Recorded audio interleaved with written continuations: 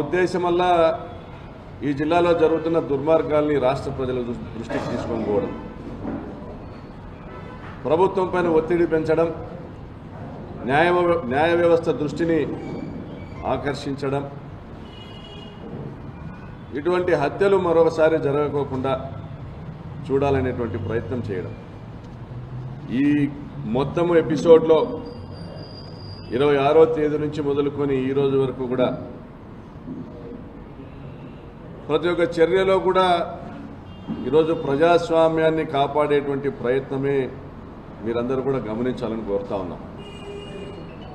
మరి జగన్మోహన్ రెడ్డి గారిని విమర్శించే స్థాయి సుధాకర్కు ఉందా? సుధాకర్ అనే ఒక ఎస్ఐ అతని వైఫల్యం వల్ల కాదా, అతను ఆ మండలాన్ని, ఆ మండలంలోని శాంతి భద్రతలను పరిటాల సునీతకు తాకట్టు పెట్టడం వల్ల కాదా ఈరోజు ఇన్ని దుర్మార్గాలు జరిగింది?